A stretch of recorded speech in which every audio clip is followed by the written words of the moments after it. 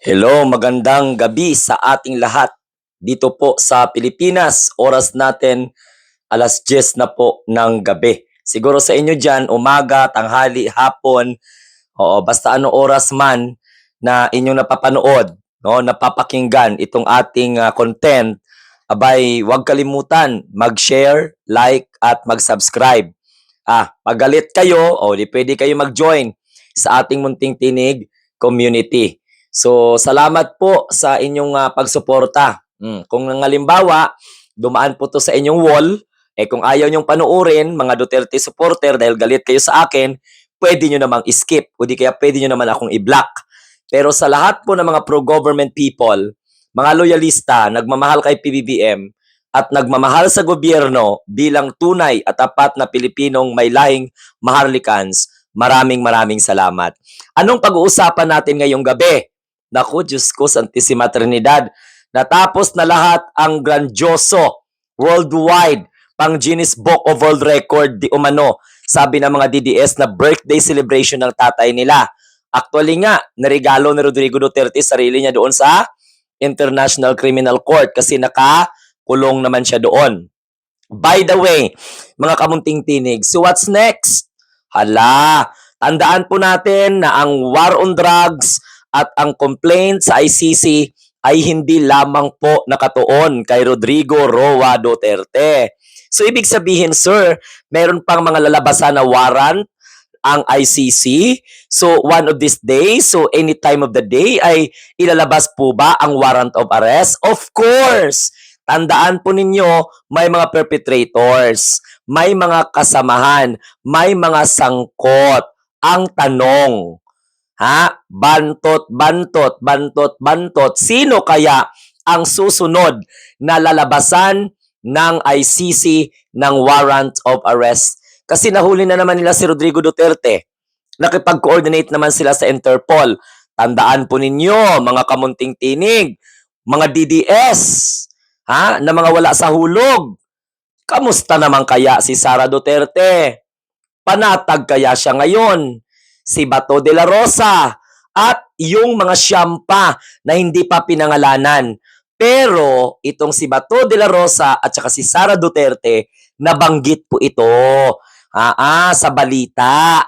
So mga Duterte Dayhad supporters, si Sara Duterte na ba o si Bato de la Rosa ang susunod na makakatanggap ng warrant? At sabi ninyo, kidnapin. Kasi sabi ninyo, kinidnap si Rodrigo Duterte, tapos dinala po siya sa Dahey. Kinidnap, private plane ang sinakyan. Grabe naman, na kidnap yan. So ito po mga kamunting tinig, gusto ko lang po i-open ang mind ng mga DDS na huwag kayong masyadong magbunyi. Alam mo kung bakit? Si Sara Duterte may nahaharap pa na kaso Kasi kinumplain siya.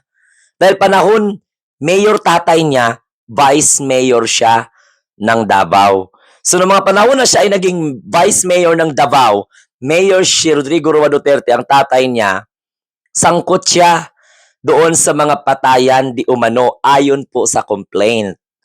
So mga kamunting tinig, at syempre isama din natin ang mga DDS, what's next? Napalabas na ninyo ang inyong puwersa. Natapos na ang makasaysayan, ang world-class na birthday, grandioso na kaarawan ni Rodrigo Roa Duterte, pang Guinness Book of World Record. So about this, kailan kaya lalabas ang warrant of arrest? Laban doon sa mga sangkot sa war on drugs ni Rodrigo Duterte, sa crime against humanity. Kasi may mga kasama pa basta at least may mga nabalita, pag ikutin ninyo yung mga balita, mainstream media, even though nga po si Attorney Conte nabanggit po at nasupalpal si Sara Duterte. So mga DDS, may mga aabangan na naman kayo ng mga movie sa buhay ng mga artistang mga Duterte. So, lalo na naman kayo magagalit at manggagalaiti. Bantayan nyo si Rodrigo Duterte Baka mapano yan. Oo, baka mapano yan. Kasi sabi po ni Panelo, pag mamatay daw si Rodrigo Duterte sa dahi, agad-agad ay magiging Pangulo. At yan ang magiging dahilan na maluklok sa pagkapangulo si Sara Duterte na walang alam kundi mamulitika, na walang alam kundi ang mang-away, na walang alam ngayon kundi ayun nagbulakbol. Hinayaan ang kanyang responsibilidad dito bilang pangalawang Pangulo ng Pilipinas. Kahit na hindi namin ramdam na may pangalawang Pangulo, pero dapat umuwi si Sara Duterte dito. Pero hindi siya umuwi. Dahil ano? Ano kaya ang mga niluluto ni Sara Duterte? Kasi sangkot eh. Sangkot siya sa reklamo doon sa International Criminal Court. How about kay Bato de la Rosa? Suspense. Mabibigyan kaya ng warrant si Bato de la Rosa? Si Bongo, maserban kaya ng warrant? Halaka! E paano kung halimbawa, sabi ko dito, hindi lumabas ang warrant of arrest laban kay Bato de la Rosa? Alam na. Alam na. O, di ba? So, yun po ay probability and assumption. Pero, hindi ko naman kayo pinag-aalala, mga Duterte Day Hard supporters, real talk lang. Kasama po si Bato, kasama po si may General Danao pa, o kasama pa dyan si Albayalde, kasama pa si Sara Duterte sa nireklamo. So, ang tawag sa kanila mga co-perpetrators, mga kasabwat. Tsaka, minention mismo ng witness na kaabang-abang kung si Bato-Bato ba at saka si Las Cañas ay babalik o at haharap-harap sila ni Rodrigo Roa Duterte. Kasi pwedeng hindi sila magharap eh. Kasi maaring yung mga witnesses ay hindi man lahat ng mga witnesses ay nandun. Ang importante yung tinatrial, yung defense. Si Rodrigo importante doon. Kaya walang trial by absentia ang International Criminal Court. So balik tayo sa usapin ng warrant. Oo, kasi nga excited na ang mga Duterte Rehad supporters na magiging Pangulo ng Republika ng Pilipinas si Sara Duterte. Pag namatay daw si Rodrigo Duterte sa dahi, ang susunod daw na maging Pangulo ng Republika ng Pilipinas ay si Sara. So meaning to say, delikado tong buhay ni Digong.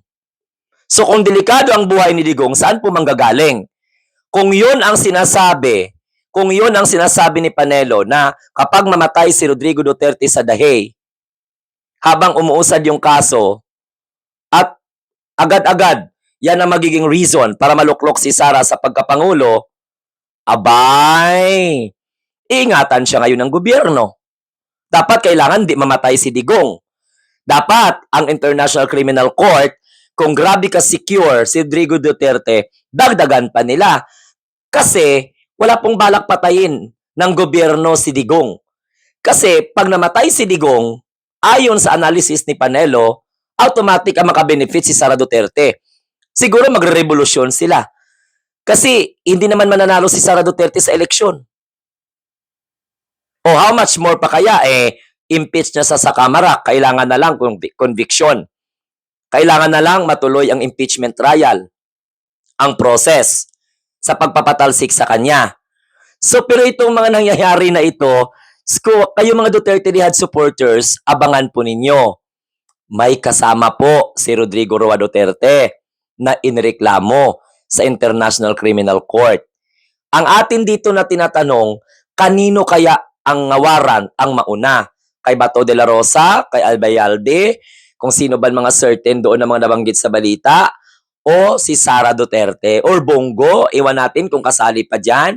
So ano ngayon? Grabing dagok. Yan ang sinasabi ko na masyadong kumpiyansa ang mga Duterte. Ay alam nyo naman.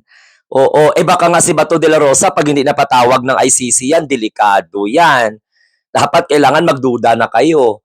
Oo, kasi yung pinakamaingay na taga-suporta ng mga Duterte, during that time, sasamahan niya si Rodrigo Duterte doon. Tapos ngayon, di na mahagilap. Ewan ko lang ha. Pero lumalabas-labas naman si Bato de la Rosa. Pero ang sabi niya, magpasaklolo daw siya sa Senado. Ganon?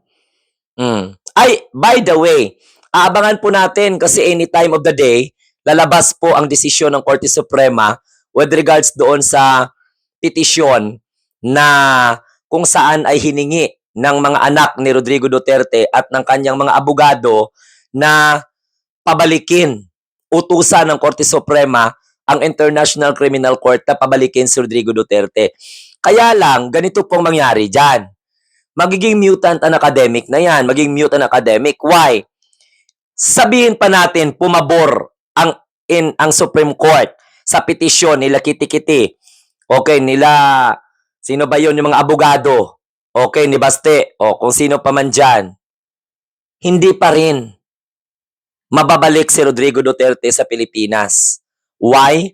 Magiging mutant an academic and walang jurisdiction ang Korte Suprema. So yan mga kamunting tinig, no?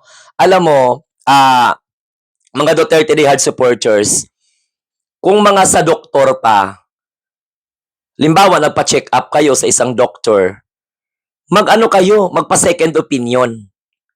Katulad niyan, narinig nyo po sa akin, i-verify nyo sa ibang mga vlogger. Para lang sa ganon ay hindi lamang po ako yung magiging dahilan para magbigti kayo dyan, magpakamatay kayo dyan sa galit. Okay? Or mainis kayo hanggang sa itapon nyo na kung ano-ano yung mga bagay nyong itapon kasi you just simply imagining that I am in front of you.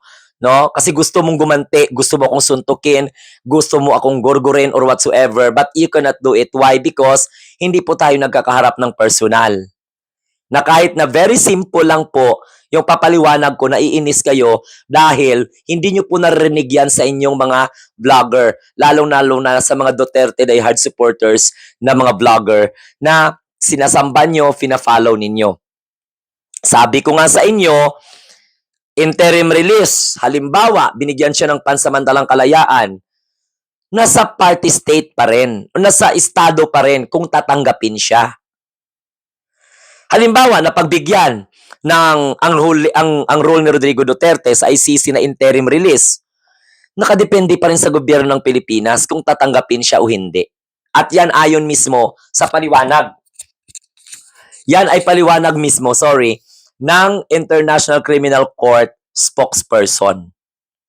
At ito pa, sabay-sabay kaya ilalabas yung mga warrant of arrest ng mga kasangkot sa crime against humanity?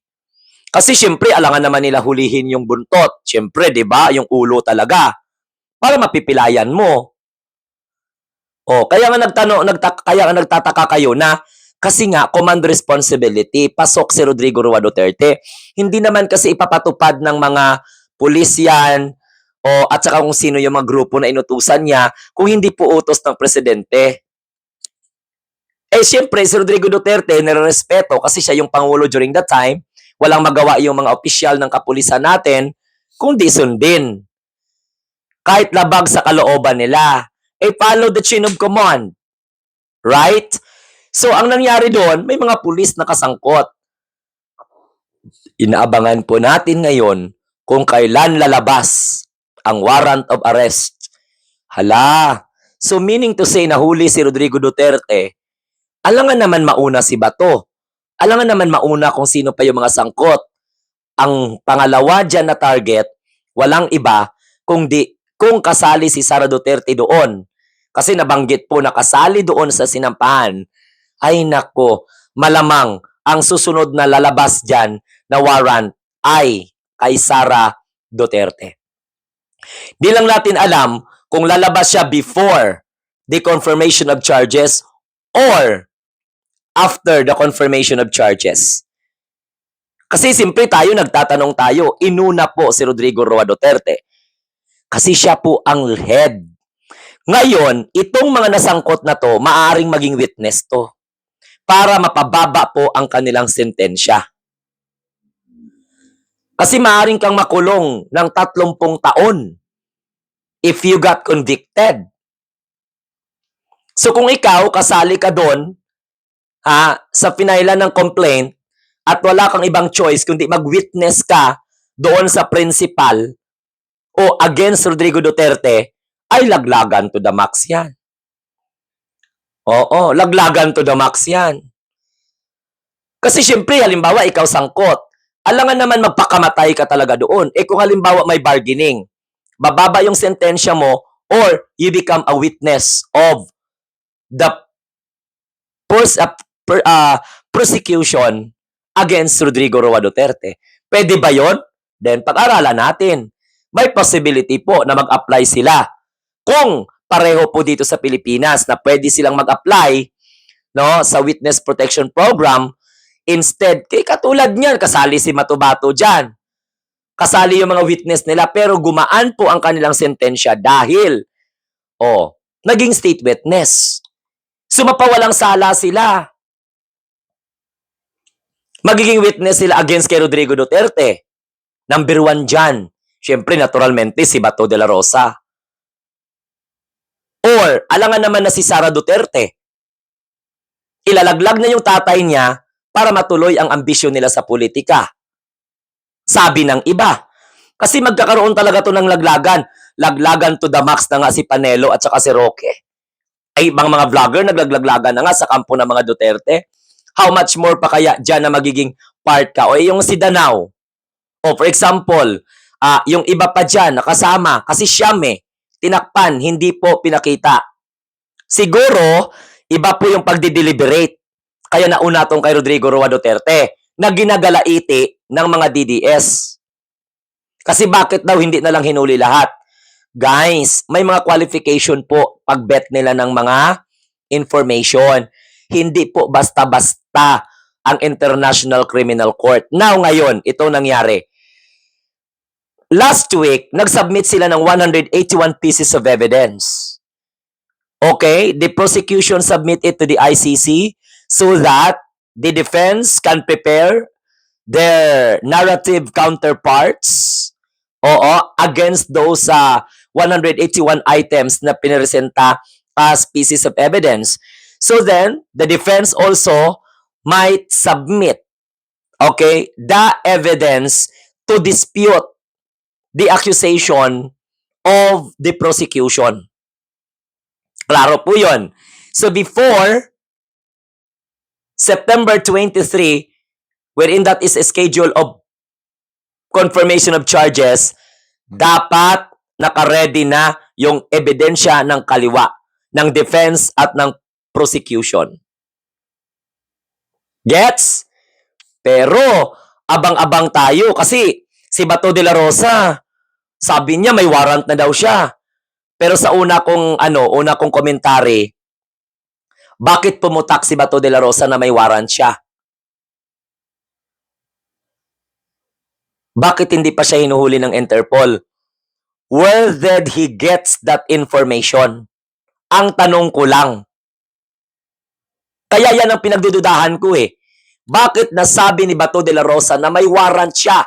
That is the reason why ang sinusundan ng media ngayon at ng mga pro-government people is yung sinabi ni Bato de la Rosa that he knows na maaring lalabas ang warrant. Why Bato de la Rosa acknowledge that? Na mayroon siyang warrant. Until now, walang warrant.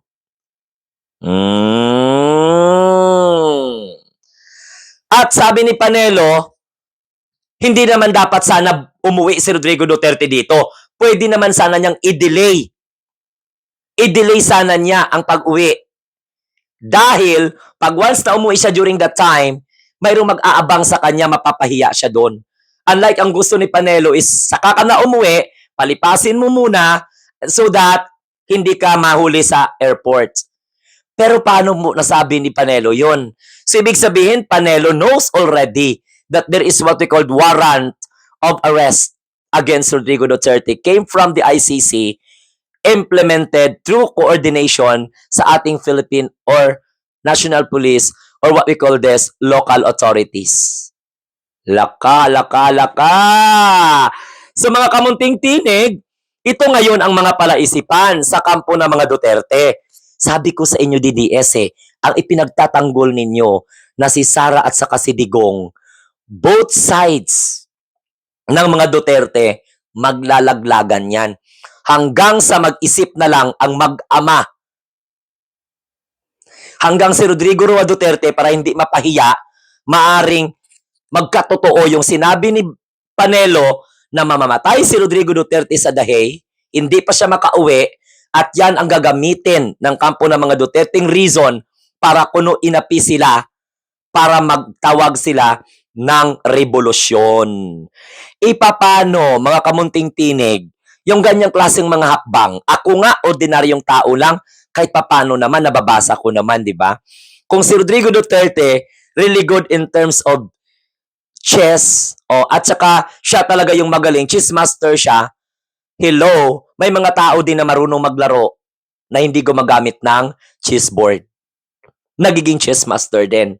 At yan po ang ating mahal na presidente. Kaya ito, yung warrant of arrest na inaabangan natin, hindi nga mahagilap noon si Bato de la Rosa nung inaresto si Rodrigo Roa Duterte.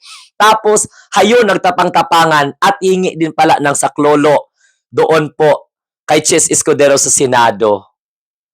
Bakit hanggang ngayon wala pa siyang warrant of arrest? Is it usual? Is it usual? Ha? Normal lang ba yan? Or is it not usual?